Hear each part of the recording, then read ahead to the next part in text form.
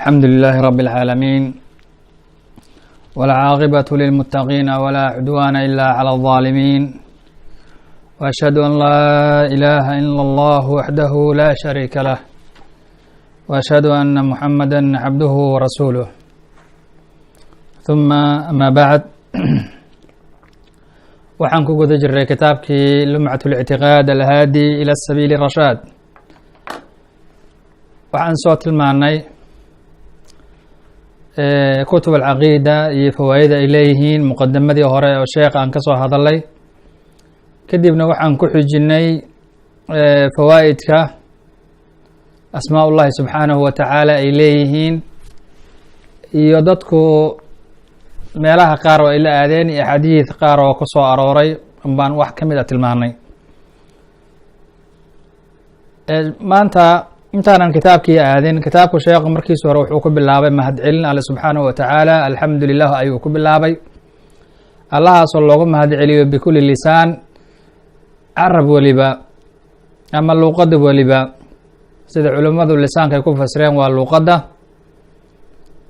allahaas oo almacbuudi macnihii la caabudayo fi kuli zamaanin zaman weliba ama xili weliba ama goor weliba allihii subxaanahu wa tacaala ee la caabudayay alladii allahaasoo laa yaklo aysan ka marayn min cilmihi makaan cilmigiisa aysan meel ka marayn alam tara ana allaha yaclamu ma fi الsamaawaati wma fi اlأrض ma yakunu min najwى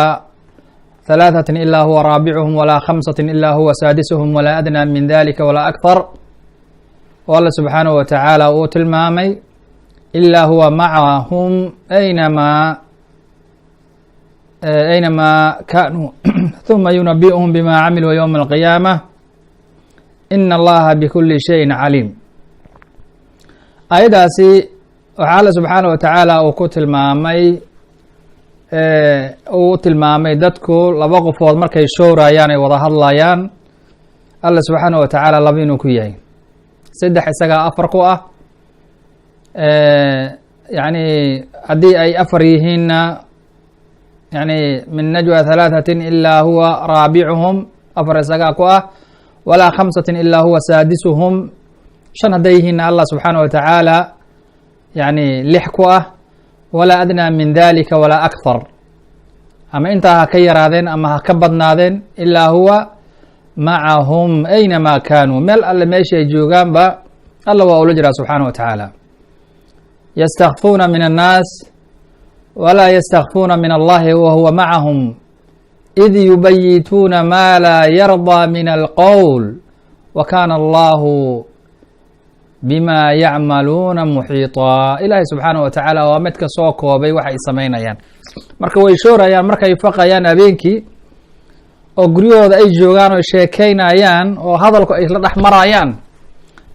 allah subxaanaه wa tacaala waa uu og yahay itaqi llaha xayثamaa kunt meel alle meeshaad joogto alla subxaanaه wa tacaala ka baq haddii xumihii aad samaysana wanaaggii samee ayadaa tirtiraysa wa khaaliq الnaas bikhuluqin xasan marka waxaa arintaas ayadaa yani laga fahmaya ilaah subxaanaه wa tacaala baa-inu min khalqihi wa huwa fowqa carshihi sida aayadda alle subxaanaه wa tacaala ugu tilmaamay addoommadiisa waa uu ka sareeya laakin bicilmihi ayuu kula joogaa laa yaklu min cilmihi makaan axmed ibnu xambal markuu tilmaamaya alam tara ana allaha yaclamu ma fi الsamaawaati wma fi اlأrض alam tara miyaanad ogeen ana allaha alle yaclamu inuu og yahay maa ayuu og yahay fi samaawaati gudaheeda ahaaday samaawaadka iyo wamaa waxaa fi lardi ahaaday ayuu og yahay alla subxaanaه wa tacaala oo saddex qofood markay shoorayeen afar isagaa ku ah aayaddu waxay ku bilaabatuu yidhi ana allaha tacaala yaclamu ayuu ku bilaabatay alam tara ana allaha yaclamu waxaynu ku dhammaatay caliim ina allaha bikuli shayin caliim yaclamuna way ku bilaabatay calimna way ku dhammaatay saa darteed waxaa meeshaa laga faa'idi karaaya uu yihi alimaamu axmed in arrintu cilmigiisa uu kula joogo addoommadiisa laakin daatu shay haddii la yidhaahdo waa shay kuu muuqdo agtaada yeela waxa muuqda inaad tidhaahdo ilaahi subxaanaه wa tacaala ayaa musqulaha iyo meelaha xunxun daatadiisa isaga ayaa jooga haddaad tidhaahdo waa dembi waa kufri way saa darteed axbaashta iyo nimankan yani ta'wiiliya sifaatka alle subxaanahu wa tacaala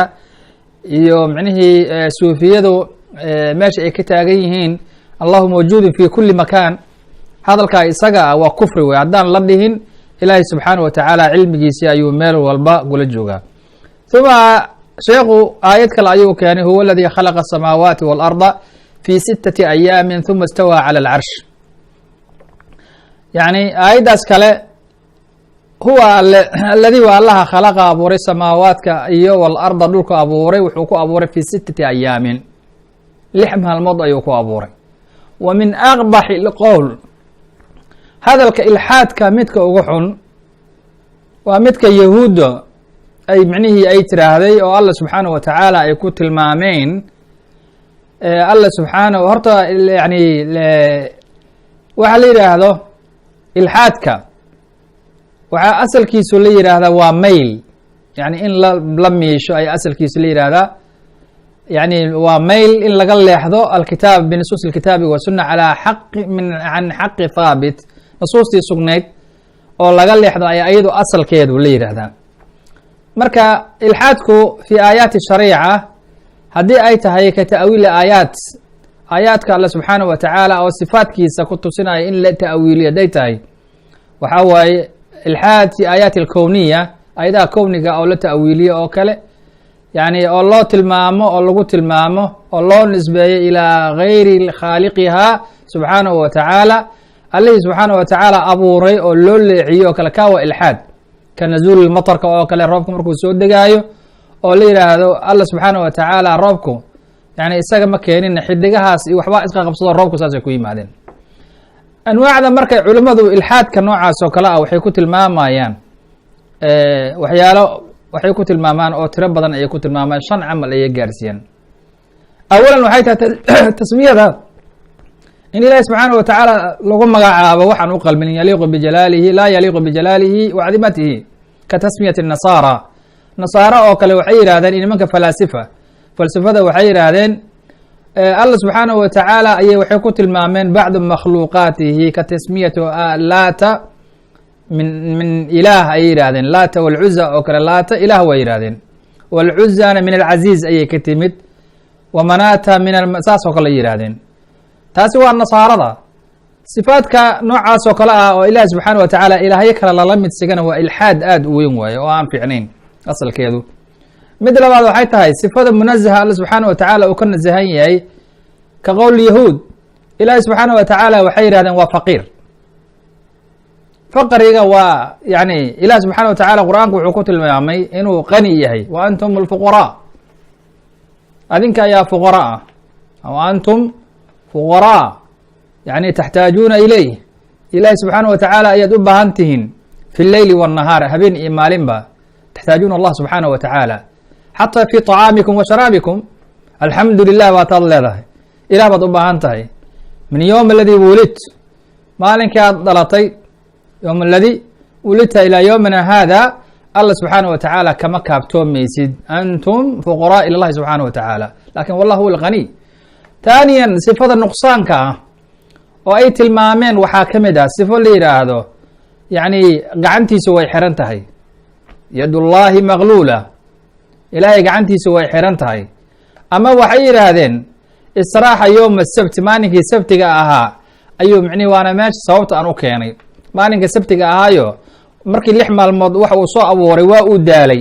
ilahi subxaanahu wa tacaalana qur-aanku waa uu ku tilmaamay wamaa masani min laquub buu yidhi, wax micnihii daala ima taaban, wax daal ah ima taaban. lahum maa yashaa'uuna fiiha waladayna maziid wakam ahlaknaa qablahum min qarnin hum ashadu badshan fanaqabuu fi lbilaadi hal min maxiis ina fi dalika. aayadahaas markay sii socdeen wamaa masani min laquub alla subxana wa tacala uu yidhi. marka yani uma baahna alla subxaana wa tacaala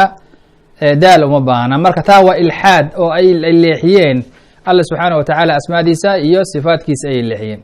midda kale waxay tahay ahlu tactiilka, nimanka wax diidanba sifaadkii asmaada alla subxaana wa tacaala diiday, asmaa ullahi subxaana wa tacaala wa sifaatihi ayay diideen, jaxdi ayay ku sameeyeen can macaaniiha, macaaniheedu ayay diideen oo macnihii ilaahi subxaana wa tacaala ayayba diideen sifaatkiisi asmaadiisa ayay diideen. midda kale waxay tahay tashbiih lagu sameeyo alkhaaliq bilmakhluuq daatan wa sifaatan. ilahi subxaana wa tacaala sifa ahaan iyo daatadiisaba in alla subxaana wa tacaala lagu matelo khaaliqa allihii wax abuuray makhluuq in lagu matelo, marka shantaas nooc oo micnihii ilxaadka ka mid ah ayaa micnihii ka mid ah. marka aayaddan waxaa alla subxaana wa tacaala uu tilmaamay huwa aladii khalaqa asamaawaati waalarda fii 6 ayaamin, 6 maalmood ayuu ku abuuray, ثuma اstawىa calى اlcarsh wamaa masaniya min laquub. marka taasay ku timid wax daala iyo laquub micnihii waa daalka ima taaban. sifada cajiska iyo daalka iyo hurdada waa sifa alle subxaanaه wa tacaala min sifati nuqsaanka ka mid ahoo alle subxaanaه wa tacaala uusan u baahnayn. waxaa waaye 6 noocba ama 5 nooc ayay culimadu markaas ayada ay tilmaamaan, laakiin min baab asmaa wa sifaat markaan tagno o kale ayaan qeyb ka mid ah micnihii tilmaami doonaa. marka alle subxaanaه wa tacaala intaas kadib wuxuu yihi ثuma اstawىa calى اlcarsh. alcarsh macnatan luqada waa la yaqaanaa oo luqa alcarabiya waa lagu yaqaanaa, laakiin qeyb ka hore kitaabka waxaan sabab ugu dhigayba nimankan inta gaaloobeen oo jooga meelahan oo dadkii shubahaadka micnihii beryahan dambe ku wada ayaan rabay inaan micnihii u tilmaamo istawaha iyo marka aayadahaas way imaani doonaan haddii alle subxaana wa tacaala uu yihahdo si gooni ah ayaan uga hadlaynaa istawaha. istawa allahi subxaana wa tacaala calaa carshihi maa yaliju fi lardi wamaa yakruju minha wamaa yanzilu min aلsamaaءi wamaa yacruju fiiha wa huwa macakum aynama kuntum. aayaddi haddana waa la soo celiyey wallahu bima tacmaluuna basiir. yaclamu waa u ogyahay alle subxaanaه wa tacaala maa bayna aydiihim wamaa khalfahum. yaclamu subxaanaه wa tacaala maa kaana wamaa yakuun, waxa dhacay iyo wax soo socday iyo waxa lasoo dhaafay oo dhan. bilan qur'aanku wuxuu ka hadlaa wax lasoo dhaafay iyo wax soo socda ayuu silsilad ahaan kaga hadlaa. marka ilahi subxaana wa tacaala waa u ogyahay in allaha laa yakfى calayhi shayءun fi اlardi walaa fi الsama. yani waa caalimu اlgaybi laa yaczubu canhu mithqaala darati fi الsamaawaati walaa fi اlardi. ilahi subxaana wa tacaala wax kaga qarsoon samaawaadka iyo dhulka iyo inta udhaxaysa yani ma jirto subxaanahu jala wacala. marka culuwidiisa waa culuwi daat, yani waxaa alle subxaana wa tacaala ilahi subxaana wa tacaala addoommadihiisa mar walba waa uu ka sareeyaa. marka cilmigiisa ayuu kula jiro daatihi fi اlculuw fowqa الsamaawaati wa ama cilmihi fahuwa makaanu, laakin cilmigiisu alle subxaanaه wa tacaala yani ayuu kula jeedo laa yaklo minhu makaan, cilmigiisu meel micnihii kama mara. kadib sheekha wuxuu tilmaamay laa yashquluhu shaأna can shaأnin, yani hoolna hool kama mashquuliso. adiga haddii wax lagu dhiibo waxaa laga yaaba inaad xooga isku dhex wareerto, laakiin ilahi subxana wa tacaala hoolna hool kama mashquuliso. jala waa uu ka weynaaday can اlashbaahi waاlandaad. muxuu ku samaynayaa yani ilaahyo iyo waalid iyo wax uu abuuray alla subxaana wa tacaala isagaaba abuuray inay waalid u noqdaan ama saaxiib ay uma noqdaan ama ilaahyo kale alle subxaana wa tacaala muxuu ugu baahan yahay waxba uguma baahna. marka waan soo tilmaantaa ayada nafteeda makhluuqa ayaa wax u baahan sifadiisa sifatu naqsi ay tahay, lakin ilahi subxaana wa tacaala waa yani kaamil meel welibana alle subxaana wa tacaala uu ku dhamaystiran yahay. ثuma wtanaزha can صaaxibati wاlawlaad. ilahi subxaana wa tacaala qur'aankiisa ayaa inooga filan. yani waxay yidhaahdeen waqaaluu اtakada الraxmanu walada, waxay yidhahdeen ilahi subxaana wa tacaala caruur ayuu yeeshay. marka waa hadal kufri ah oo alle subxaana wa tacaala yani uusan raalli ka ahayn. ilahi subxaana wa tacaala wuxuu qur'aanka ku sheegay qul huwa allahu axad allahu samad lam yalid walam yulad walam yakun lahu kufuwan axad. ثuma sheekha wuxuu yihi qada'uhu yani waa yani qadrihi qada'uhu wa qudratihi subxaanahu jala wacala ayuu alle subxaanaه wa tacaala noo tilmaamay. wanafada xukmahu fi jamiic اlcibaad, xukunkiisa alle subxaanaه wa tacaala wuxuu ku fuliyey yani naafada fi jamiic اlcibaad. falaa axad alle subxaanaه wa tacaala xukunkiisa uusan gaarin qada اllahi subxaanaه wa tacaala wa qadrihi ma jiro. alle subxaanaه wa tacaala adduunkan mu'min walkaafir yani way gaartay qadihiisa alle subxaanaه wa tacaala. adduunka isagaa xukmiya, waa mudabir اlumuur, adduunkan isagaa samaystay, isagaa iska leh. saa darteed alle subxaanaه wa tacaala xukunkiisa gaal iyo islaan jini iyo insi intoo dhan ba u gaaray. wanafada waa uu fuliyey xukmaha xukmigiisa fii jamiici اlcibaad addoommadiisii o dhan ayuu ku fuliyey. laa tumathiluhu ma dheehan karayso alcuquulu yani ma sawirin karayso ama ma dheehan karayso caqliga bini aadamka ku jira bitafkiiri yani inuu ku fikiro ma dheehan karaayo, walaa tuwahimuhu ma dheehan karaayo, ma samaysan karaayo alquluubu qalbiga dadka bini aadamkana laa tumathilu yani bitaswiiri yani qalbiga dadka bini aadamka ekaashaha alle ma sawirin karaayo. laysa kamidlihi shayun wa huwa asamiicu albasiir. alle subxaanahu wa tacaala yani wax shabaha iyo wax lala dhigo midna ma laha. kamidlihi shay, laysa kamidlihi shay wa huwa asamiicu albasiir. intaasi ayaa micnihii qeybihii kamid ahaa aan soo tilmaanay. marka laysa kamidlihi shay-un waxaan sheegnay nafyi limumaathala, nimanka mumaahalada oo subxaanahu wa tacaala alle subxaanahu wa tacaala makhluuqiisa ku shabahay ayay ayadu radisay oo micnihii alle subxaanahu wa tacaala yani waxay u nisbeeyeen waxa alle subxaanahu wa tacaala uusan isaga naftiisa ku sheegin. saa darteed sifooyinka oo dhan ba markii loo qeybiyo waa sifatu lficliya iyo sifatu daatiya ayaa loo qeybiya. labadaasba waa tawqiifiya sidaan arki doona mar dhow haddii alle subxaanahu wa tacaala yani uu yihahdo. marka ma banaana sifa alle subxaanahu wa tacaala uusan lahayn in alle subxaanahu wa tacaala lagu sheego ma banaano. intaa kadib sheekha darsigeena maanta intaas waa yani kelmadihii muraajacada ayay kamid ahayd. darsigeena maanta wuxuu ka bilaabanayaa atasliim u hogaansamid iyo wlqubulu yani atasliim u hogaansamid iyo qubulu in la aqbalo alaayaati walaxaadiث sifaat, aayadaha alle subxaanahu wa tacaala iyo sifaatkiisa in yani la aqbalo ayay micnihii baabkan uu baab uu yahay. alle subxaanahu wa tacaala wuxuu leeyahay magacyo wanaagsan ayuu leeyahay. qur-aankana waad ujeedaan mar walba alle subxaanahu wa tacaala oo ku soo celiyaa oo alle subxaanahu wa tacaala asmaadiisu qur-aanka oo alle subxaanahu wa tacaala uu ku sheegay iyo waxaan isaga sunnada nabiga uusan ku sheegin sideeda banaanba ma banaana in micnihii lagu tilmaamo, waana tawqiifiya. tawqiifiya maxaa la yihahdaa? tawqiifiya waxaa la yihahdaa wax isim ah oo aan ku imaan kitaabka alle iyo sunnada nabigeena calayhi salaatu wasalaam inaan alle subxaanahu wa tacaala la siin oo magacaas inaan lagu tilmaamay alle subxaanahu wa tacaala. saa darteed yani asmaada hadday khabariyo tahay oo khabarka min baab alkhabar ay ku timid waan arki doonaa. hadday min baab alkhabar ku timid waan arki doonaa. asmaadu haddii ay tahay in laga soo jeexo min alafcaal, yani afcaasha in isimka laga soo jeexo hadday tahayna ibnu qayim aljawzi wuxuu leeyahay waa min aqbaxi alkhata, gefafka ugu xun oo dadku ay sameeyaan waxay ka mid tahay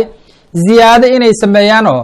alif iyo laam wax walba inta ay ku daraan in alle subxaanahu wa tacaala magaciisa lagu daba qabto. asmaadaasna micnihii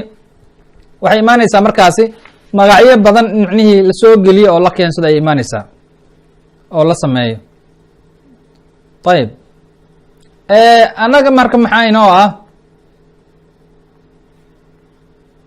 waxaa tusaale inoo ah aayaddii hadda aan soo maray laysa kamidlihi shayn wahuwa samiicu albasiir ayaa horta tusaale inoo ah. istiwaha markii laga hadlaayana alle subxaanahu wa tacaala wuxuu leeyahay alasmaau اlxusnaa ayuu leeyahay. alle subxaanahu wa tacaala asmaa wanaagsan ayuu leeyahay. lahu alasmaau اlxusnaa, alle subxaanahu wa tacaala ismo wanaagsan ayuu leeyahay. wasifaat ayuu leeyahay alle subxaanahu wa tacaala sifaatkaasoo alculaa sareeya, sifaat sareeya ayuu alle subxaanahu wa tacaala u leeyahay. ayib alraxmaanu calى alcarshi istawaa lahu maa fi samaawaati, lahu isaga ayaa iska leh maa fi samaawaati, samaawaadka gudahooda waxaa ahaaday iyo wamaa waxa fi lardi gudaheeda ahaaday. dhulka gudihiisa waxa ku jira samaawaadka alla ayaa iska leh iyo wamaa waxa baynahumaa udhexeeya iyo wamaa waxa taxta thara, ciidda hoosteeda waxa ahaadana isaga ayaa iska leh. wain tajhar bilqowli, haddii aad hadalkii kor u qaado, yaclamu waa ogyahay sira wa akhfa, waxa aad siraysanayso iyo waxa aad hoos u dhiganayso alle subxaanahu wa tacaala waa u og yahay, waxba kama qarsoona. wain tajhar bilqowli, hadalka haddii kor loo qaado, jahri haddii u yahay iyo kor haddii loo qaado, alle subxaanahu wa tacaala labaduba waa u maqlay, ama hoos u dhig ama kor u qayli. laa yakfى calayhi shayء fi اlardi walaa fi الsamaa, alle subxaanahu wa tacaala wax ka qarsoon lama arko, intaba alle subxaanahu wa tacala bimacnaa waa u maqlaya. axaata waa uu koobay bikuli shayin cilman, alle subxaanahu wa tacaala cilmigiisa ayuu wax waliba ku koobay. wa qahara waa uu qahray alle subxaanahu wa tacaala kula makhluuqin wax waliba isaga u abuuray cizatan awood, cizada bimacnaa waa quwo waaye. cizatan quwad iyo wanaag ayuu ku qaxray oo ku qasbay iyo wa xukman xukm ayuu alla subxaanaه wa tacaala addoommadiisii oo micnihii ku qasbay. ayib wawasica waa u waasic noqday alla subxaanaه wa tacaala kula shayin wax waliba raxmatan wa cilman. alla subxaanaه wa tacaala yani naxariistiisa iyo cilmigiisa ayuu alla subxaanaه wa tacaala wax waliba uu ka koobay. yaclamu waa uu ogyahay maa beyna aydihim wamaa khalfahum, waxa micnihii lasoo dhaafay iyo waxa soo socda ama waxa gadaashooda iyo waxa hortooda ahba waa ogyahay. walaa yuxiiطuuna bihi cilman. alla subxaanaه wa tacaala ma koobi karaan, adoomadiisa ma koobi karaan. yaclamu maa beyna aydihim wamaa khalfahum falaa yakfى shayء calى cilmihi subxaanaه wa tacaala. wax ka qarsoon alla subxaanaه wa tacaala lama arko. aayaddana hor ayaan usoo tilmaanay oo yani hor aan u tilmaanay. marka intaasi kadib sheekhu wuxuu meeshan gudagali doonaa aayadaha mawsuufun bima wasafa bihi nafsu. alla subxaanahu wa tacaala wuxuu micnihii ku tilmaaman yahay bima ayuu ku tilmaaman yahay bihi nafsuhu waxa isagu isku tilmaamay ayuu alla subxaanaه wa tacaala ku tilmaaman yahay fii kitaabihi اlcadiim kitaabkiisa weyn wa calى lisaani nabiyihi اlkariim in nabigiisa wax uu noogu tilmaamay ayuu alla subxaanaه wa tacaala yani ku tilmaaman yahay. marka sifaadka alla subxaanaه wa tacaala waa inta hadda aan soo hormariyey oo wax subxaanaه wa tacaala isaga uusan sheegan ma banaana qofka in micnihii uu keeno oo sifaad ah inuu kusoo daro oo micnihii uu sifo u ka dhigo bimacnaa ma banaano wey. wa calى hada tanbiihaadka min aljumal ama waxyaalaha akhta'aadka aadka u badan oo xoogaa u baahan in yani la tilmaamo asmaa ullahi subxaana wa tacaala waa tawqiifiya. markaan niri waxaan ula jeednaa sifooyin badan ama tilmaamayaal badan ayaa u baahan inaan micnihii aan buraarujino. asmaa ullahi اlxusna waa kulaha tawqiifiya markaan leelahay yani ma banaanan ka wadnaa intaan hadda soo tilmaanay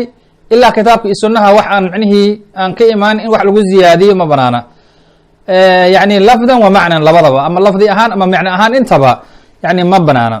midda koowaad waxay tahay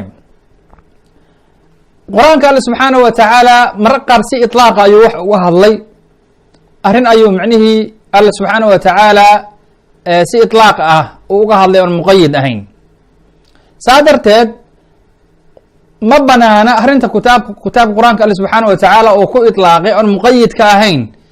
inuu qofka u isticmaalo oo marka uu fasiraayo aayadaha qaar oo kale inuu aad isaga ilaaliyo dadka mufasiriinta ah oo qur-aanka fasirayso. tusaale ahaan luqadda carabiga iyo markaysaa luqadda carabiga iyo isma laha luqadda carabiga iyo way kala baaxad weyn yihiin iyo luqadda soomaaliga way kala weyn yihiin. haddii la yidhaahda makriga oo kale, makriga waa dhagar ilaaha wax dhagray haddaad adigu wax fasiraysa ad ku fasirto waa wax khatar a waaye oo baahan micnihii in layska ilaaliyo. ilahina subxaana wa tacaala qur'aanka waa uu ku sheegay makriga isaga naftiisa waa uu tilmaamay. wadkuru xus wa id goor yamkuru bika ay adiga rabeen inay ku dhagraan aladiina kuwa kafaruu gaaloobay inay adiga ay ku dhagraan. aayadaas aakhirkeeda maxaa ku jiray wayamkuruuna wayamkuru اllahu wallahu khayru اlmaakiriin. marka makriga waxaad leedahay waxbay dhagrayeen allana subxaanaه wa tacaala ayagoo dhagrimaad leedahay. sa haddaad tirahda ilaahay ma ammaanine bimacnaa wadcayse makriga meesha ayada ah ma aha micnaheedu dhagar adoon alla u abuuray isagaa wax dhagraayo waa tafsiir aad u xun wey. marka meeshaas ayada waxaa waaye waa micnihii qur-aanku waa iطlaaqay ma banaana markaas ayada ah in yani muqayidka qowli tabaaraka wa tacaala aayaddan oo kale waid yamkuru bika aladiina kafaruudaas inaad micnihii makrigaas aad tiraahdo tan bini aadanka way ku dhagraayeen inaad tiraahdo waa sax, laakiin ilahi subxaana wa tacaala wax dhagraayo yani lama dhihi karaayo. waxaa kaloo la mid ah nasu llaha fanasiyahum, ilaaha wax hilmaame oo kale annaasi waa sifatu nuqsaan. bini aadanka marka laga hadlaayo kale waa dhihi karaysaa waa yani waxbuu ilaabay. ilan insaanku waxaa insaanba loogu bixiyey min kahrati nisyaanihi ilowshihiiso aadka u tirada badan darteed ayaaba ibni aadamku insaan loogu bixiyey. marka bini aadamku sifada ayada ah waa laayiq, way u qalantaa inuu hurdo oo wax u cuno wax u cabo, laakiin ilaahay inuu wax cuno, inuu wax cabo, inuu hurdo, inuu gamaanyoodo, sifada ayada ah waxaa waaye waa naaqis cinda allahi subxaanahu watacala. khaaliq naaqis ayay ku tahay, laakiin kamaal ayay ku tahay oo kaamil ayay ku tahay lilmakhluuq. bini aadamku ayadu micnihi saasay ku tahay. marka ma banaana ilahi subxaana wa tacaala in yani loo tiiriyo oo la yidhaahdo. wa qowluhu subxaanahu wa tacaala waxaa ka mid ah allahu alla yastahzi'u bihim. haddaad tidhahda ilaah ayaa ku jeejeesaaya, ilaahay ma caysa mise waad ammaantay? waa caysa alla subxana wa tacaala. daduu isaga abuuray, makhluuq isagu abuuray, ku jeejeesitaankooda alla subxaana wa tacaala muxuu ugu baahan yahay? waxaa kaloo la mid ah tafsiirka cajiibka ah marar qaar markay fasirayaan inahum yakiiduuna kaydan wa akiidu kaydan. marka kaydka midka hore haddaad bini aadamka siiso, inahum ayagu yakiiduuna way ku micnihii ku dhagrayaan kaydan dhagar, wa akiidu allana kaydan ayagu dhagraya ma dhihi karaysaa? marka tafsiir ma aha, waa cay alla subxaana wa tacaala wuxun u qalbin ayaad micnihii ku sheegaysaa, mana banaana oo arrintaas ayada micnihi falaa yajuuzu liaxadin an yusami allah subxaanahu wa tacaala almaakir, annaasi, almustahzi, alkayd, alkhaadic oo kale, wa huwa khaadichum oo kalea soo aroortay. marka tafsiirka noocaas oo kale kulli waxaa loo baahan yahay in yani sida saxda ahaa lala aado, bal aan alla subxaana wa tacaala yani lagu tilmaamin taas oo kale. waxaa kaloo la mid ah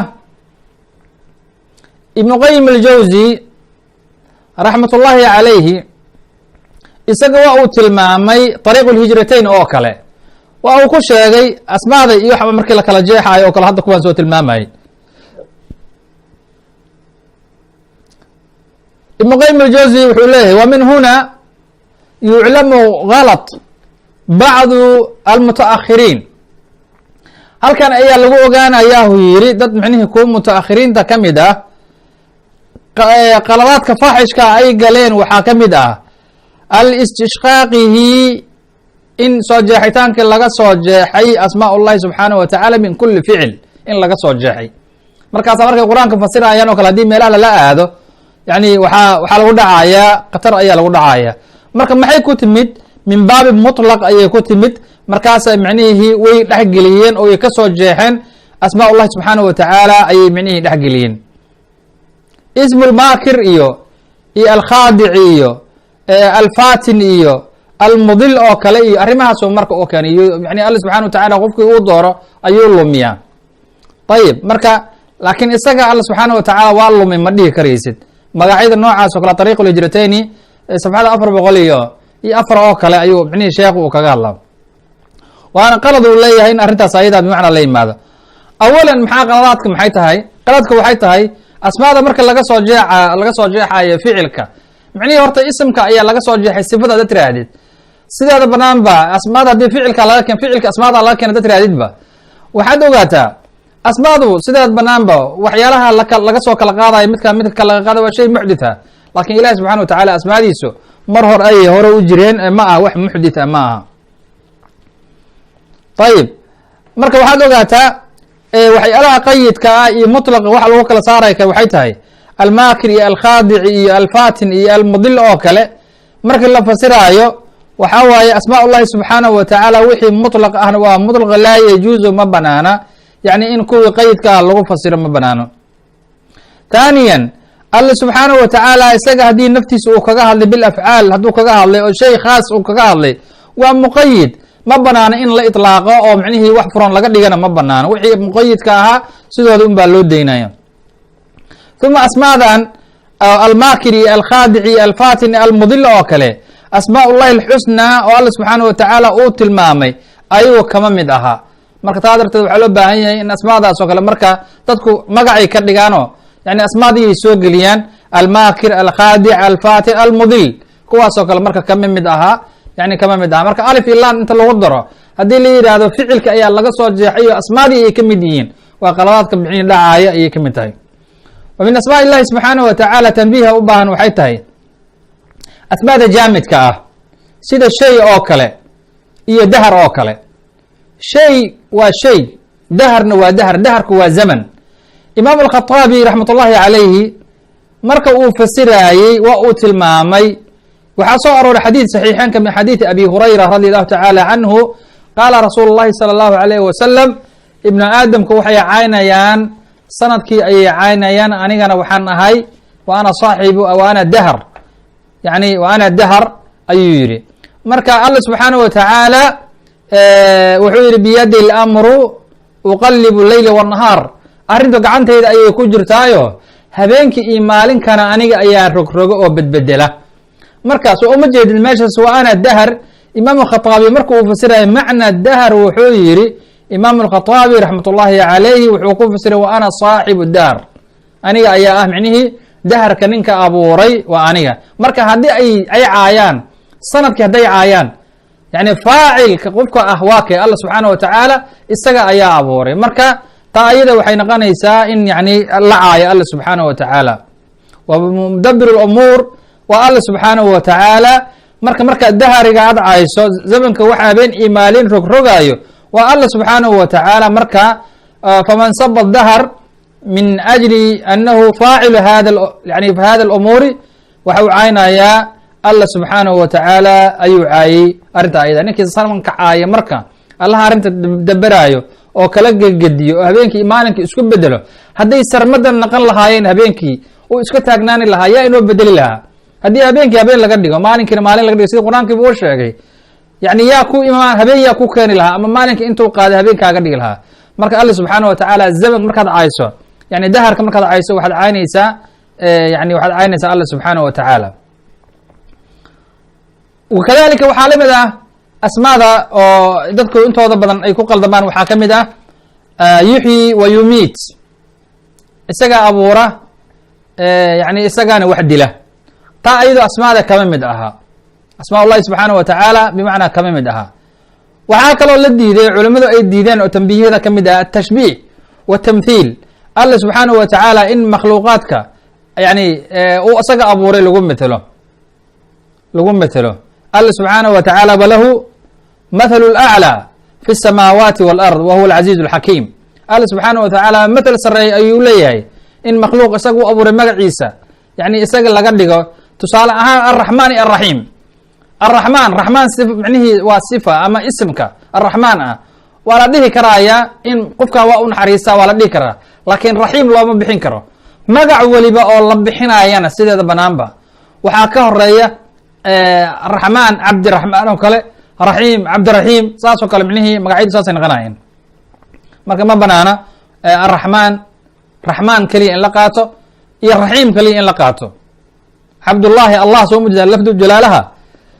waa asmaa allahi subxaanaه wa tacaala laakiin markii la qaadanaya cabdi waa in laga horeysiyo cabdullahi in la yihahdo cabdirashiid ma waxay ka mid tahay asmaa ullahi subxaanaه wa tacaala sida saxda ah culamadu islaamku waxay leeyihiin rashiid waa sifo yani ma aha ism ma aha saa darteed waxaad ku ogaanaysaa luut calayhi salaam markii ay nimankii u yimaadeen waa ti uu yihi alaysa minkum rajulu rashiid war hal qof oo toosan oo wanaagsan ma idinka mid ahaa miya yani saas ayuu yihi sheekhu islam ibnu taymiya raxmat ullahi calayhi wuxuu leeyahay ilaahay subxaanaه wa tacaala yani fataawihiisa wuxuu kuleeyahay kitaabkiisa atadmiriyada wuxuu ku leeyahay ma banaana alla subxaanaه wa tacaala in lagu matalo addoommadiisa yani magacyada markii la bixinayo o kale wax lamid ah waa in loo kala saaro falaa yajuuzu ma banaana ishtiraak in lala wadaajiyo makhluuq alla subxaanaه wa tacaala lala wadaajiyo laakiin mare qaar waxaa dhacaysa idaafa dhacdo idaafa asharafiya waxa la yihahdo yani beyt ullahi iyo naaqat ullahi iyo idaafadaas waxa la yihahda waa idaafa sharafiya culimadu yihahdaan yani taas saasaa micnihii looga dhigay marka asmaada alla subxaanaه wa tacaala waxa waaye waa micnihi waxaa laga soo jeexay yani sifaadka ayaa laga soo jeexay waana in micnihii lakala ogaado waxaa kaloo jira haddii isimkii laga micnihii uu yahay hal ism oo hal shay haba ahaadee ku tusinaayo wax kala duwan haddii hal ism hadduu yahay oo ku tusinaayo waxyaalo kala duwan tusaale ahaan haddii uu yahay alqaadir alqadiir almuqtadir oo kale ama alaclى mutacaal haddii saas kul alcaliyu alaclى almutacaal oo kale waa saddex nooc oo kala duwan marka asmaada noocaas oo kale ah waa hal xaba lama yihaahdee waa la kala qaadayo mid weliba magaca gooni a bimacnaa ayuu leeyahay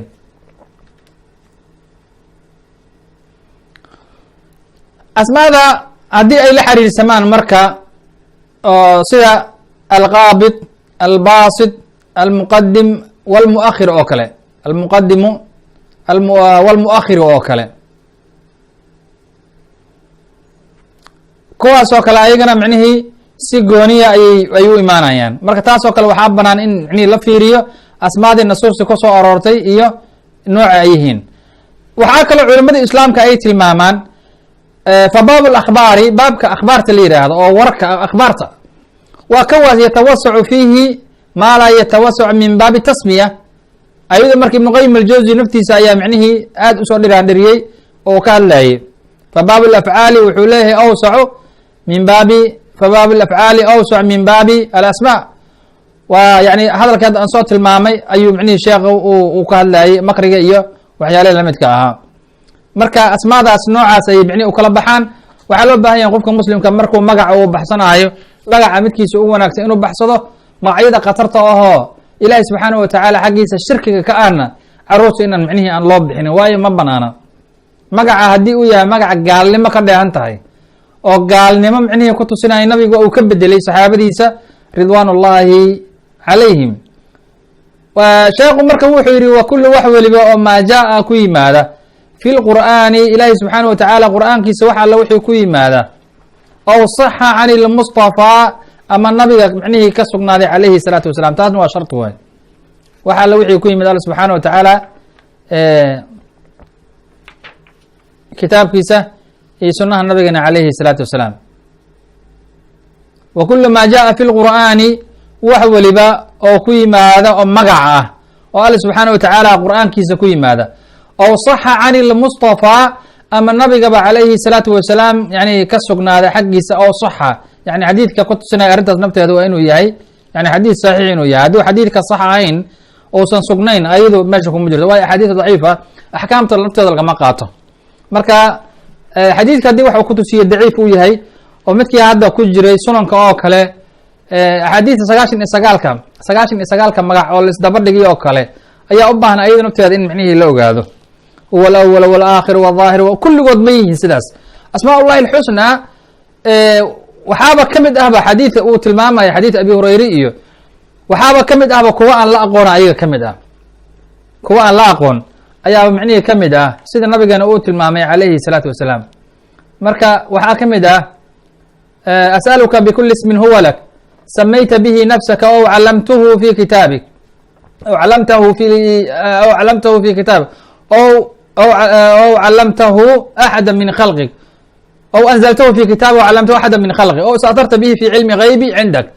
أن تجعل القرآن ربيع قلبي ونور إلى آخر الحديث. حديث كان من حديث عبد الله بن مسعود iyo xadiid abi hurayra oo kale axaadiis soo arooreysa waxaan u baahanay inaan kala ogaano. xadiidka bukhaariga ku jira ilaahi subxaanahu watacaala wuxuu leeyahay 99 magac, boqolkiiyo mid dhiman man axsaaha dakhala aljanna. asmaa ullahi subxaanahu watacaala xadiidkan cabdullahi bn mascuudna wuxuu tilmaamaya, wuxuu leeyahay nabiga ana rasul lah sal qaala wuxuu yidhi maa asaaba axadan ma micnihii ma taabanin qof adinka idin ka mid ah kuma dhicin qatun weligii haman walaa xasan faqaala haddii uu yidhaahdo allahuma inii cabduka addoonkaaga ayaan ahay wabnu cabduk ilaa aakhiri xadiidka. xadiidkan hadda aan soo tilmaanay ilaa wuxuu leeyahay haddii uu soo akriyo aakhirkiisa uu sheego dhibaatada haysato alla subxaanahu watacaala waa uu ka qaadayo. an tajcal الqur'ana alcadiima rabiica qalbi wa nuura sadri wa jalaa'a xusni wa dahaaba hami ilaa dahaba allahu hama wa xasana wa abdalahu makaanahu faraxan. faqiila ya rasuula allah, rasuulka allow miyaanan baranayn? markaasuu nabigu yiri alayh slam balaa yanbagii liman samicaha an yatacalamaha. saasuu ku tilmaamay alayhi salatu salam. xadiidkana axmed ayaa warinaya, xaakimna yani iyo طبرانيna way صaxiixiyeen في الكبير. marka albaniyina صaxiixada ayuu ku صaxiixinaya 199 waa xadiid sax isagu. xadiidkaas marka wuxuu tilmaamay asmaad ullahi subxaanaه watacaala kuwa aan la aqoon inay kamid yihiin. saa darteed culamadu isku khilaafaan asmaada. 99ka xadiidkaa ku jira oo surankana waxaad ogaataa isagu inuu u baahan yahay in la baaro, oo waxaa kamid ah kuwa yani min baab akhbaar ku yimida kamid ah, kuwa sifaha kamid ah oo ism caadi aan ahayn. alasmaa mushtaqa min asifaat oo sifaat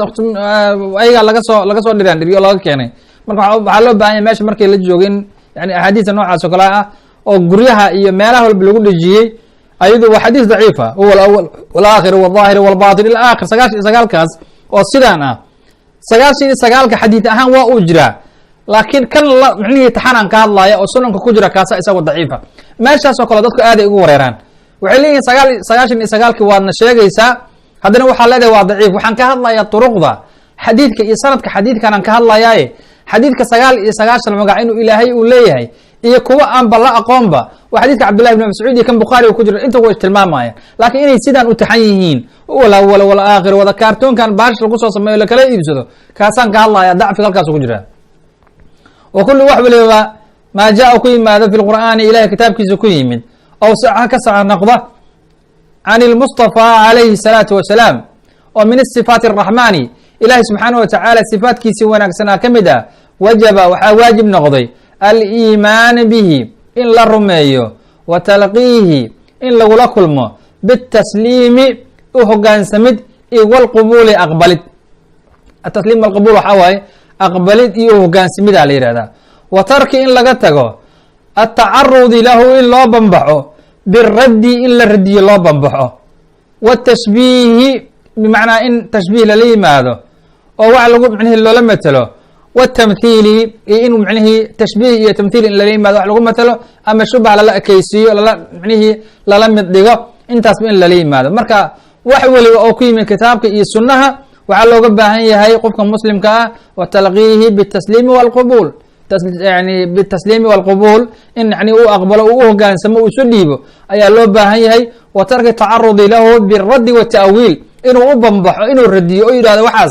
caqligeyga maba galaayaba, ilahay sifaatkiisa waa saas, sifat lyad iyo sifat wajhi iyo sifat nuzuul iyo sifat lmuji iyo imaashaha iyo soo degitaanka kayfiyadaa noola diida anagu inaan kayfiyada xadiid nuzuul oo kale mutawatir sheikh islam ibn taymiya u tilmaamaayo sidee usoo degaa. waxay ku leeyihiin haddii ilaahay uu soo degaayo yani thuluth leilka habeenkii qeybtiisa dambe haddii uu soo degaayo, hadda annaga sweden aan joogna, sweden oo kale markay maalin ka tahay, xaggaas kaleba waa maraykankana waa habeen, australia waxaa laga yaaba wax kale inay tahay. sidee alla uu soo degaayo? shubadaas unbaa in badan dadka lagu dhibay oo bimacnaa lagu wareeriyaa. marka isbedelka habeenkii iyo maalinka oo isbedelo ilaahay subxaana watacaala yani waktigii saa ka dhigay, sidee u soo degaya? waa yani caqli hata ilmaha yarka oo aad ku yar ay fahmi karayaan. tashbiiha marka iyo tamthiilka iyo tactiilka haddii aan micnihii idin sheego tacriifka waxaa la yihahdaa tactiilka waxaa la yihahdaa waa alkhalw walfaraaq ayaa asalkiisa la yihahdaa. waa micnihii taasay culimada bimacna ay ku tilmaamaan wax micnihii asalkiisa saasoo ka yimid. laakiin xagga sharciga marka xaggaasi waa tacriifu luqada, xagga sharcigana waxay leeyihiin culimadu markay tilmaamayaan dalaalat nusuus, nafyi dalaalat nusuus alkitaabi wasuna calaa muraadi bihima, yani in la nafyiyo oo la diido mucatalada. yani tactiilka waa nimanka mucatiliinka saasa la yihahdaa, waa nafyi ama diidmo la diidaya kitaabka iyo sunnaha muraadkii ama alla subxaana watacaala uu la jeeday in laga leexiyo oo la diido oo gabi ahaanba la diida, taasaa tactiilka la yihahdaa. tactiilku marka 3 nooc ayay culimadu yani ay u kala tilmaamaan, yani 3 noocooda ayagu ay kala geliyaan. marka kolley waktigan inagoo ka faa'idaysanayna tamthiilka hadda meeshaan soo galay un baan ayaduna aan tilmaami doonaa. tamthiilku isaga waxaa la yihahda waa tafciil min almathal ayaa laga keenay, asalkiisna waa nad iyo nadiira la yihahda, wax u dhigma ayaa isagu la yihahda. waxaas yani ayuu la dhigmaa, waxaanuu la mid yahay. tusaale ahaan gacanta bini aadamka iyo gacanta alle waa isku mid, mathal iyo mathal waa u dhigantaa, waa isu dhigmaan. saasoo kale ayaa micnihii la yihahdaa. waa xagga luuqadda micnihii tacriifkiisa xagga markay ka hadlayaan culimada saasay yihahdaan. waana waxyaalaha ugu xun oo alla subxaana watacaala yani micnihii looga hadlaayo tilmaamihii alle uu lahaa makhluuq uu abuuray oo laisdhexgeliyey oo laleeyahy waa isku mid oo waa isu dhigmaan. micnihii taas waana wax aada u xun qofka bini adamka inuu sameeyo. marka tamthiilka qiyaaska marka waxay tahay 2 noocood micnihii ay u fasiraan. waxay leeyihiin alqiyaasu tamthili, qiyaaska tamthiilka waxaa waaye kan u dhigmaa kana kanuu la mid yahay, kaas waa qiyaasu tamthiil. yani an yajcala alkhaaliq o almakhluuq aslan wayajcal axaduhuma farcan waqayaasa cala alaakhir bisifa aljaamica baynahuma wacalaa darabayni, in labadaas micnihii sifadii u lahaa alla subxaana wa tacaala iyo makhluuqii qiyaas inuu isu geliyo kana kan kale cilada uu ka dhigo uu kala mid dhigo mana banaan arrintaas ayada. kan kalena waxaa waaye qiyaasulkuli wax la yidhaahdo ayaa ayaguna ay ku tilmaamaan. qiyaaska saddexaadna waxaa waaye waxay leeyihiin qiyaaskaas qiyaasulkuliga la yidhaahdo waxaa kaloo jira qiyaastayda qiyaasu juzi ayaa isagana jira. macna qiyaasu juziga waxaa waaye in lagu qiyaaso bacdu sifaati alkhaaliq cala almakhluuq, qeyb ka mid ah sifooyinka uu leeyahay yani alla subxaana wa tacaala in makhluuq isaga u abuuray oo ti haddaan tilmaamay gacantiisa ayaa gacantaas u dhiganta saasoo kale in micnihi la yihahdo mana banaano oo arrintaas ayada waa xaraam in micnihi la sameeyo. qiyaaska qiyaasu shamuulka la yihahdo qiyaas tamthiil iyo qiyaas shamuul labadaas waa kuwa koowaad. qiyaas ulkuli iyo qiyaas juz'igana waa laba micnihii ka farcanta, afartaas ay u qeybiyaan. midda kale oo kusoo xigto waxaa tahay mar dhowba imaan doonta oo hadda soo socotana waxay tahay waxaa la yihahdaa taxriif. taxriifku micnihii waa kelimadii in meesheeda laga leexiyo ayaa la yihahdaa. marka ayadu nafteeda ma banaana. ilahi subxaana wa tacaalana markuu ka hadlayay yahuudda iyo waa uu tilmaamay kelimadu inay meesheedii ka leexiyaan ayuu alla subxaana wa tacaala bimacnaa uu ku leexiyey. laba noocood oo laba iqsaam ayay iyaga xagga sharciga ah markay ka hadlayaanna ayaa micnihii ay ku tilmaamaan. macaani alkitaabi wasuna ila almacaani اlأkhra, yani in lagu leexiyo macnihii qur-aanka uu lahaa micno kale in la saaro lagu leexiyo, taasaa inta badan ay sameeyaan. tusaale ahaan taas ayada nafteedu saddex nooc ama afar nooc ahaan ayay culimadu u kala sheegaan. taxriifku horta waa wax ibtilaa oo kelimadihii la ta'awilay. aayadihii haddaan soo marnay alraxmaanu cala alcarshi istawa oo kale in la yihahdo alistawla, taxriifu macnawi ayaa la yihahdaa. taxriifka yani oo micnihii soo galaya taxriif lafdiga, midka lafdiga la geliyo isaga waxaa kamid ah waa tabdiilu lafdi bilafdi aakhar, lafdigii in lafdi kale lagu bedelo ayaa micnihii la yihahdaa ka isaga. kan kalena waxaa waaye taxriif macnawi markuu yahay ka qowli biana macna istawa fi qowli subxaana wa tacala alraxmaanu cala alcarshi wa istawa oo kale in la yihahdo ay istawlaa. waxaa la diidan yahay marka alla subxaana wa tacaala addoommadiisa ayuu ka sareeya calaa wartafaca ayaa bimacnaa la diidan yahay, taasaa loo leexinaya. kaa isagaa naftiisa laba noocood ayaa micnihii u tilmaameen. taxriif aayaati illahi sharciyan ka micnihii in yani aayadaha alla subxana wa tacaala la leexiyo oo booskii laga bixiyo. midda labaad waxay tahay taxriif alaayaati illahi alkowniya, aayadihii kowniga ahaa alla subxaana wa tacaala yani in micnihii la leexiyo. labadaas ayay micnihii loo kala qaadaa. tusaale ahaan waxay tahay wa arsala calayhim طayran ababil oo kale waxay leeyihin ay jarathima طaacuun wa naxwu dalika. yani malaa'igtana markii laga hadlayo o kale hiya alqawiy ruuxiya, qawiy aruuxiya. wa ana shayطaan markii laga hadlayo o kale waxay leeyihiin ma huwa ila alqawiyu ashariir fi linsani wa naxwu dalika mima yatacalaqu bilkhalqi wاliijaad. marka taas ayada ahna waxaad ogaanaysaa wax aad u xunba inay tahay isan banaaneen. atactiil wataxriif farqi ayaa dabcan udhexeeya ayaga naftooda oo farqi ayaa udhexeeya. marka sheekhu meeshan hadda wuxuu keenay wuxuu yihi watarki tacarudi lahu biraddi wاta'wiil. marka ta'wiilkaan rabaa inaan micnihii meesha idinka tusiyo haddii alla subxana wa tacala u yihahdo isagana nooca u yahay lagu garan karaayo. ta'wiilku iyo takyiifka yani hadda aayadda alraxmaanu cala alcarshi istawa oo kale dadku kayfiyad ay ku weydiinayaan. ilaahay subxaana wa tacaala carshigiisa sidee u ahaaday? takyiifku waxaa weye asalkiisu min ficli lkayf ayaa laga keenay. sidee carshigiisa u joogaa? sidee carshigiisa ku ahaaday? ma korsiyuu ku kor fadhiyaa? ilaahay intuusan carshiga samayn oo samaawaadka uusan abuurin, makhluuqaadka samaawaadka horta way weyn yihiin, carshiga ayaa kasii weyn alla subxaana wa tacaala.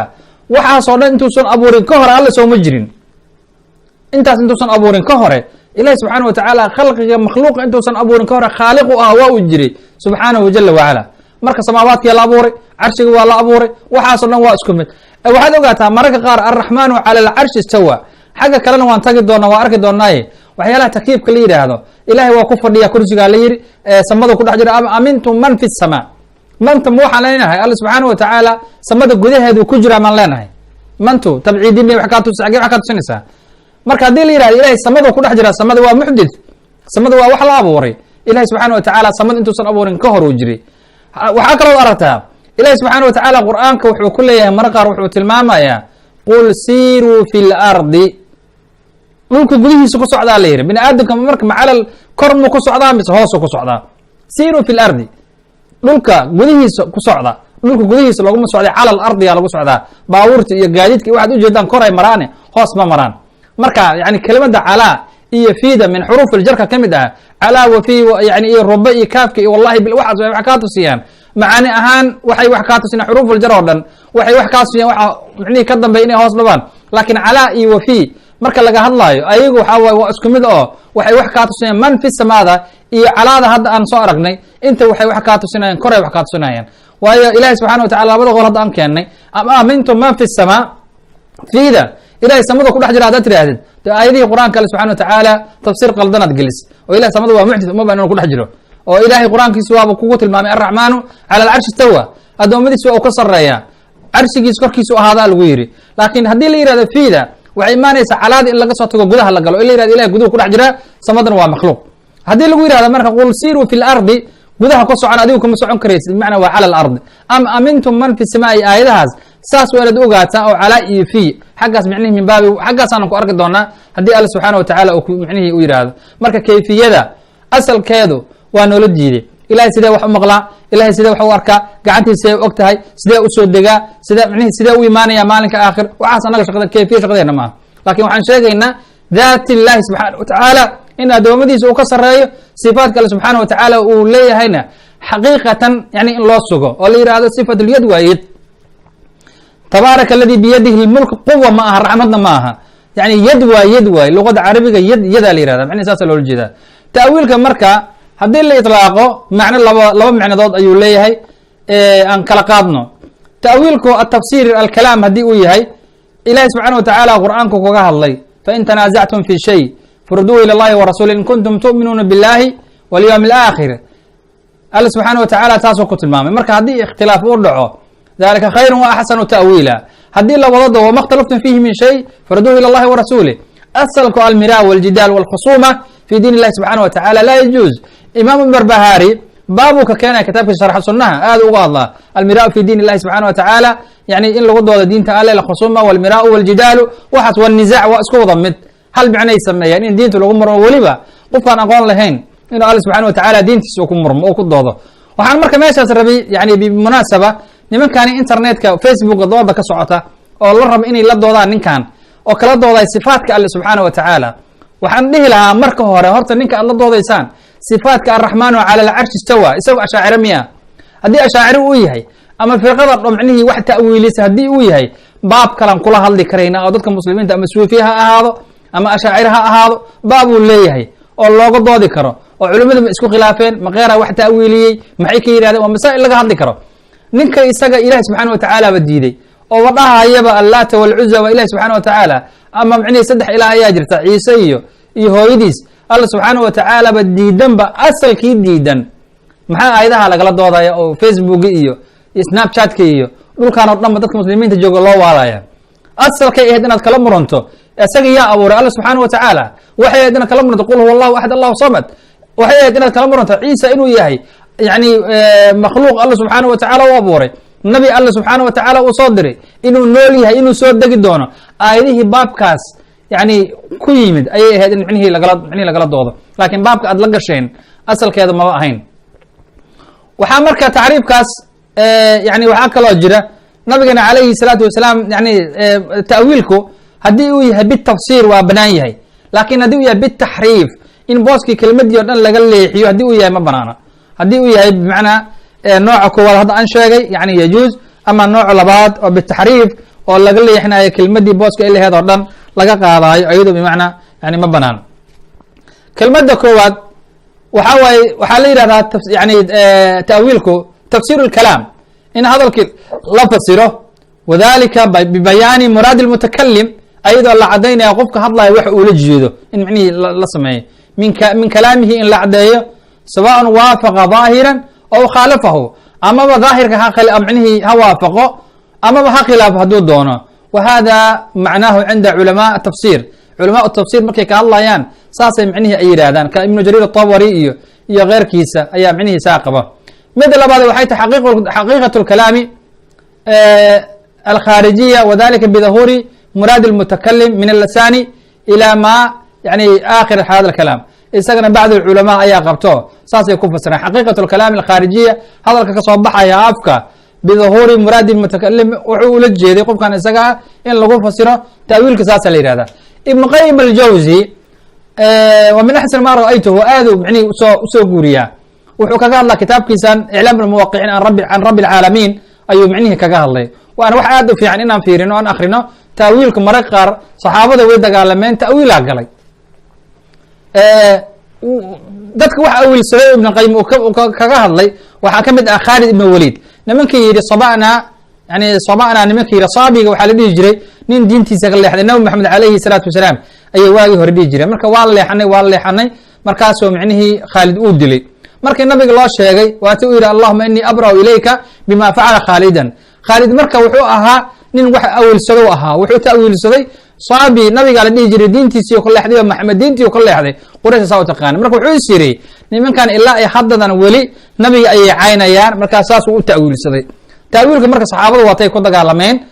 saa darteeda culimada xataa marka laga hadlaayo isgaalaysiintu marka la isgaalaysiinayo kale dawaabidkii la sameeyey waxaa ka mid ahaa daabitkan isaga ayaa ka mid ahayo ta'wiilku ninka haddii uu yahay ahlu ta'wiili ibnu xajar alcasqalaani imaam nawowi rag la mid ah alasmaa wasifaat way ta'wiiliyaan weli waxa usii daranba imaam nawowi waxa u daraado saaxib riyaad saalixiin wuxuu leeyahay kitaabka la yihahdo waxaan umalayna inaan soo sheegay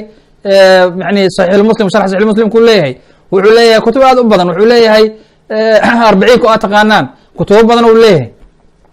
marka baabkaas marka la joogo uu ta'wiiliyo culimada waa gaal ma dhihin lama gaalaysiin waynama nin caalima culama muslimiin ka mid ah oo masale ku qaldama alasmaa wa sifaat sida hadda kuwa jooga u qaldamayaan unbay micnihi ka soo qaadeen ibnu xajar alcasqalaani isaga naftiisa waa lamid alasmaa wa sifaat fatxulbaarigi uu leeyahay kutubo badanna waa u leeyahay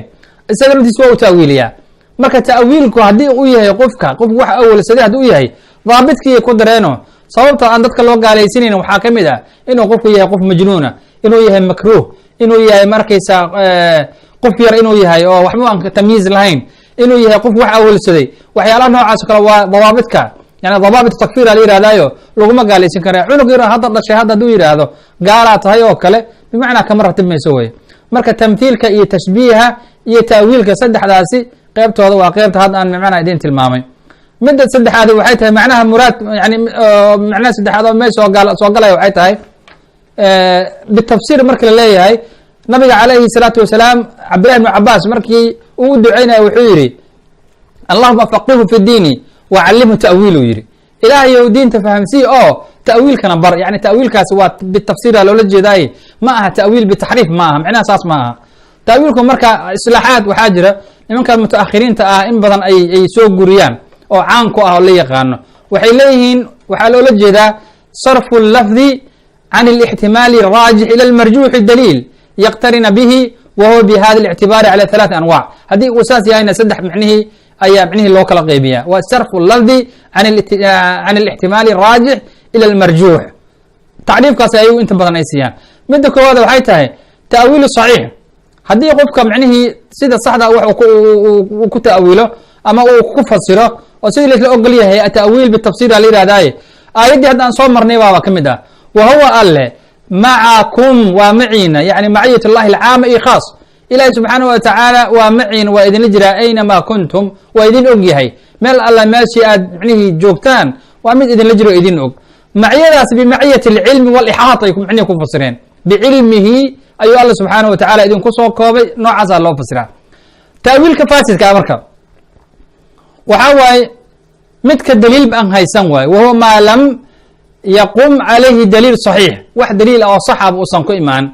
wadalika lafdiga isaga ahna waxaa laga yaabaa in yani qofka uu awilo tusaale ahaan waxaa ka mid ah aayadda aan soo marnay alraxmaanu cala alcarshi tawa bilstilaa in lagu fasiro nooca isaga bal yadaahu mabsuudataani labadiisa gacmood way furan yihiin alla subxaana wa tacaala tabaaraka aladii biyadihi lmulk oo kale wayabqa wajhu rabbika duljalaali walikraam oo kale aayadahaas oo dhan in la ta'wiiliyo micno aan saxa ahayn micnihii lagu ta'wiiliyo ta'wiilka waxaa ka mid ah nooc cayaarba iska ah oo dadkiisu iska cayaaraan ayaa ka mid ah oo micnihii qayb saddexaad ay culimmadu ay geliyaan ayaa iyadana jirta oo micnihii waxaa ka mid ah waa khaatim annabiyiin oo kale khaatim nabiyiin waxay yidhahdeen waa xulyada ama ziina yani waa quruxda khaatimka waa fargashiga sida farta u qurxiyo kale ayaa nabi maxamedna calayhi salaatu wasalaam ambiyada kale uu micnaha u qurxinaayey saasay yidhahdeen marka yani nabi danbaa imaan doona waaye axmediyada oo hindiya joogta iyo qolooyinkaas aad micnihii ingiriiskana way degan yihiin swidinta nafteeda way u joogaan hadda magaaladan maalmo masaajidka ugu weyn oo kale ayaga iskale nabi maxamed gadaashiisa waxay sugayaan yani nabiyo kale ayay sugayaan sidee micnihi ay ku dhacaysaa xilli nabiga uu tilmaamay alayhi الsalatu wasalaam nabigu wuxuu leeyahy alayhi الsalatu wasalaam xadiis saxa xadiidkii cali qaswadii tabuk qaswat tabuk markuu kadib dhacay sanadkii sagaalaad uu soo laabtay faatimo u yimid radi allahu tacaala canha ee u weydiiyey cali aabi waxay u tilmaantay nabiga alayhi الsalatu wasalaam waxay ku tiri rasuulka allow cali wuxuu jiraa huwa fi lmasjid wa kana naa'im cali daka alwaqt lannahu huwa kana ta'asaf alla yatbacu nabiy sal allahu alay wasalam nabiga inuusan raacin uu micnihii aad ugu murugooday wa kana naa'im wa jaءa nabiy sal allahu alayh wasalam waa u soo galay markaas wuxuu qum ya aba turaab qum ya aba turaab qum ya aba turaab buu ku yidhi nabiga markuu arkay markaasuu yani markuu arkay inuu aad ugu xun yahay inuusan nabiga qaswadaas uusan u raacina wuxuu yidhi ama tarda an takuna minii bimanzilati haaruna min musa gayra anahu laa nabiya bacdi marka nabigu waa u tilmaamay wuxuu yidhi ma rabtaa inaad ii joogto booska yani musa haarun muuse u joogo kale lakin nabi iga dambeeya malahu yidhi nabigeena alayhi salatu salam wax nabigo aniga gadaasha imaan doona male ciisa nabi maaha markuu soo degaayo wa inamaa masiixu dijaal kaliya uu dili doonaa nabi ahaan oo xukunkiisa uu fulahayna kuma imaan doono taas darteed marka masaladaas ayada nafteeda waxaan umalaynaa sheekhu mardamba xaggaas inuu micnihii uu ku sheegi doono yaa nida marka qaala rasuul اllahi sal allahu alayh wasalam licali halkaas ayadaa u fiirso axaadiista soo ortay ibn casaakir wuxuu tilmay tarikhu dimashq sheekh albani naftiisana masaladaas kayfa tufasir اlqur'an uu ku sheegayay waxay tahay axaadiista yaa nida ku bilaabanaysa ya cali ifcal kada ya cali inteeda badan wax jira maaha ila hada alxadiid oo bukhaariga ku jira nabiga calayhi الsalaatu wasalaam cali wuxuu ku yidhi qaala rasuulu اllahi sal allahu alayh wasalam licali ya cali ma aha marka intooda badan raafidada ayaa dejisa shiicada axaadiista noocaas oo kale bimacnaa inta badan imaanaysa marka altaawiil wاtashbih wاtamhiil waa saddexdaasi wamaa ushkila min dalika wixii la dhehgeliyo intaasi micnihii markii la joogo haddii lafdigii la fahmi waayo haddii la caddeyn waayo wamaa waxa ushkila la dhehgeliyo ama la caddeyn waayo min dalika oo arrintaasi ka mid ah wajaba waxaa micnihii waajib noqday ihbaatuhu in la sugo lafdan lafdigiisa in la sugo haddii micnihii intaasi ka badan lafdigii la fahmi waayo oo lagaa dhehgeliyo aad fahmi weyso lafdigii ayaad sugaysaa wixii lagaa dhehgeliyo lafdigiisa sug wa tarku in laga tago atacarud macnaahu macnihiisa in laga tago meeshaani waxaad u malaysaa dadku inay qalad ka fahmeen haddii shaygii la dhehgeliyo oo uu caddaan waayo uu ku caddaan waayo in lafdigii la sugo oo ha dhihin xadiidkan suurtagalba maha inaan qaato xadiidkan caqligeyga waaba ka weyn yahay waxaan fahmi kara maba aha lafdiga xadiidka sidiisa u daa micnihiisa ka tago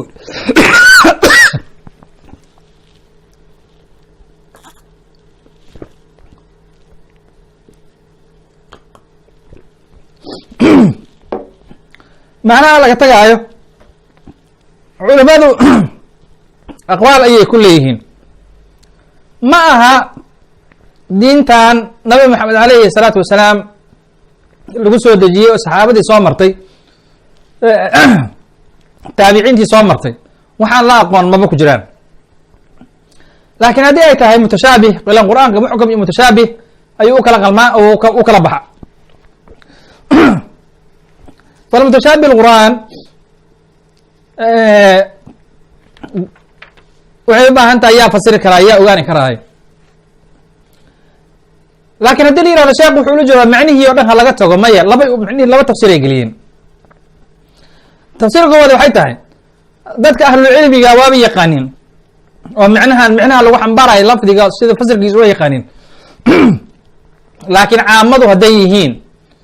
micnihiina aysan aqoon intay ku dambaabi lahaayeen ha isaga tageen taasaa loola jeedaa laakiin micnaheedu ma aha sheekhu inuu ula jeedo micnihii lama yaqaani ha laga tago shataxaat suufiya saas qabta asuufiya waxaa jira wax shataxaad la yihahdo manaaqibkao kale markay ka hadlayaan waxay ku leeyihin alfaad waxaa jirta dadkaan caadiga aba aysan aqoon kutubta kaliya fahmi karaysa laakiin inta kasoo harta micnihii ma fahmayaan waana dembi way diintan waxaan micnihi la aqoon la fasiri kara munaaqibka lama fasiri kara waa been munaaqib carabiga ku sabaysan yahay lakin in waxaan ogahay ninka munaaqibka akrinaaya waayo jamaama iyo kismaayo ninkay tegey harunta sheekh murjaan iyo sheekh nuur xuseen iyo sheekh weys iyo waa fahmi karaya oo hadalkan hadda haddii suufiyada fasira la yihahdo uweyse jaa akal mustaqiita famuddahu yaduka alkiraam uweysiyada jawahar nafiiska ayay ku qoran tahay.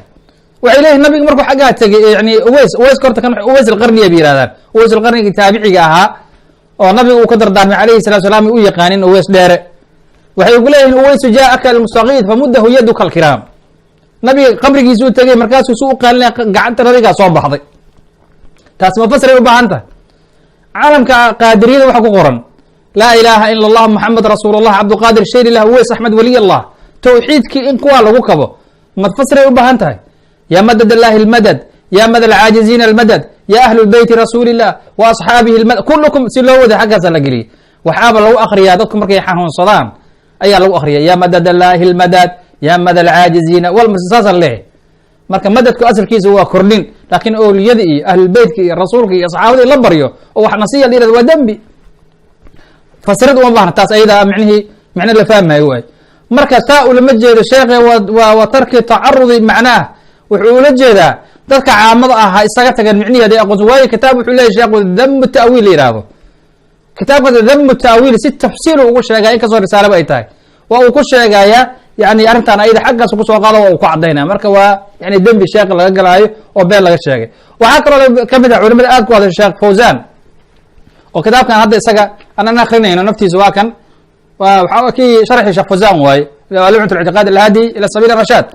marka kitaabkan naftiisa sheekh waa uu ku cadaynaya wuxuu leeyahay arrinta saama aha. waxaa kaloo lamid ah sheekh maxamed ibn cabdiraxmaan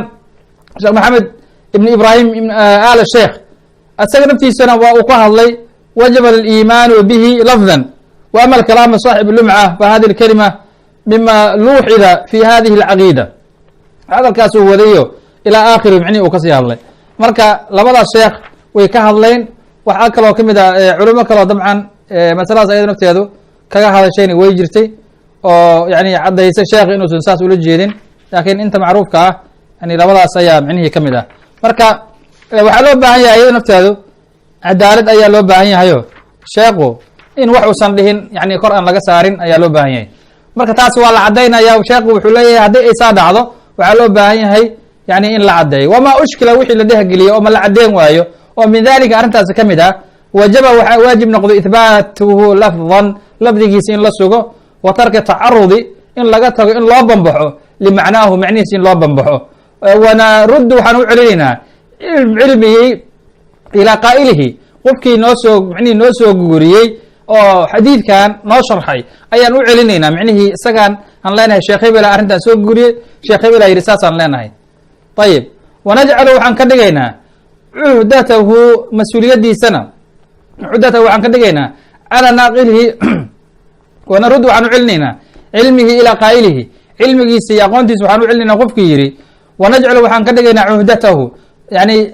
mas-uuliyadiisana calaa naaqilihi qofkii noo soo guuriyey ayaan micnihii ka dhigaynaa.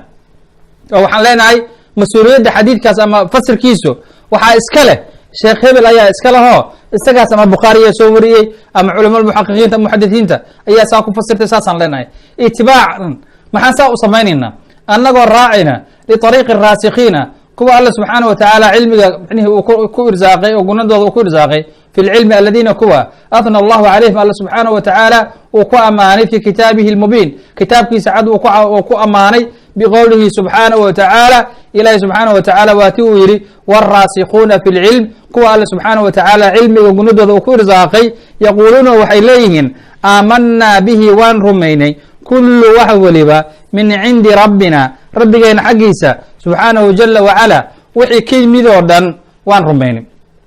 wa qaala wuxuu yihi fi dami lmubtaqi ata'wiil mutashaabihi tanziili. wa qaala wuxuu ka yihi fi dami ceebeen kuwa micnihii la ceebeynaya waxa almubtaqi kuwa raadinaya ata'wiil kuwa ta'wiilka raadinaya almutashaabihi tanziil yani qur-aanka kiisa mutashaabiha ah oo la soo dejiyey kuwa raadinaya ceebeen la ceebeynaya alla wuxuu yihi fa ama aladiina kuwa fii quluubihim quluubtooda zayqun ay iilatay fayatabicuuna waxay raacayaan maa tashaabaha minhu wixii ka dheh galay mutashaabahaadka ayay raacayaan. oo maxay sidaa u samaynayaan ibtigaaa alfitnati ayaga oo fidno raadinaya wa ibtigaaa ta'wiili iyo ta'wiil oo bitaxriifa unbay raadinayaan. wamaa yaclamu mana oga ta'wiilahu ta'wiilkiisana ila allah yani wamaa yaclamu ta'wiilahu ila allah ta'wiilkan ayagu ay raadinayaanna ilaah subxaanaه watacaala qofaan ka ahayn og ma laha fajacala wuxuu ka dhigay ibtiqaaءa ta'wiil raadin ta'wiilda la raadinaya calaamata cala zayq wuxuu calaamad uga dhigay iilashada calaamad looga dhigay marka haddaad aragto nin raadinaya yani mutashaabih اqur'an waa qof xaqa ka iisho weyn waqaranahu wuxuu mxnihi alla subxaanaه watacaala la xiriiriyey bibtiqaaءi اlfitna fi dami yani waqaranahu wuxuu la xiriiriyey bibtiqaaءi اlfitna fitnadii alla subxana watacaala uu la xiriiriyey fi dami yani ceebeyntoodii marka waxaa la caddeeyey inay yihiin ta'wiilka mutashaabih اlqur'an oo ay raadinayaan alif iyo laam iyo miim culamada markay fisiraan ceen siin qaaf yaasiin aayadaha noocaas oo kale waxay leeyihin allahu yaclamu bimuraadihi alif iyo laam iyo miim luqadda carabiga wax lagu yaqaana ma laha marka ilahi subxaana watacaala ayaa micnihiisu yaqaana walidalika waxaa kaloo la yihahda waa tacjiiz oo ayaga lagu cajiiz gelinayo yani yaasiin war qur'aana ku xiga alif laam miim saasaa kusii xiga tanziil yani xaamiin wlqur'an xaamiin tanziil kitaabi mar walbo xuruuftaas oo xuruuf muqaطacada la yihahdo ay timaado waxaa ku xiga yani qur'aankii iyo ka hadalkiisa yaasiin marka la yihahdo waa ya iyo siin wlqur'an saasaa micnihi ku xigta xaamiim tanziil kitaabi min allahi alcaziiz alxakiim taha saas waa isku xigaa mar waliba adiga dib u fiirso markii taha maxaa loola jeeda ama yaasiin maxaa loola jeeda intay maqan yihiin qur'aanka waa saas iyo saas waa loo cadaynaya yani tacjiizna waa la yidhi marka micnaheeda laakiin sida saxda ah ilahi subxaana watacaala un baa yaqaana allahu yaclamu bimuraadihi sidaas ayaa micnihi markii la fasirayo micnihii lagu raadiyaa oo la yidhahda fajacala waa uu ka dhigay ibtiqaaءa taawiil raadintii yani taawiilka la raadinaye calaamatan cala zayq xaqiyo laga iishay ayuu alla subxaana watacaala ku tilmaamay waqaranahu alla wuxuu la xiriiriyey biibtiqaaءi lfitnati raadin fi dami ceebeentaas waxaas loo ceebiyey waxay tahay inay fitna raadinayaan darteed ayaa micnihiisaa loo yidhi uma xajabahum ilahi subxaana watacaala wuxuu ka xajabay ama waxa amaluuhu ay micnihii ay malaynayeen ama ay raadsanayeen ama ay malaynayeen ayaa meesha laga saaray waqaطaca alla subxaanaه watacaala wuxuu gooyey acaamahum yani alla subxaanaه watacaala rajadoodii ayuu meeshii ku gooyey camaa waxa qasaduuhu ay ula jeedeen biqowlihi subxaanaه watacaala ilahi subxaanaه watacaala wuxuu yidhi wamaa yaclamu ta'wiilahu ila اllah ta'wiilka ay raadinayaanna ilahi subxaanaه watacaala waxaan ka ahayn oo ogba ma jiro wallahu subxaanaه watacaala aclam.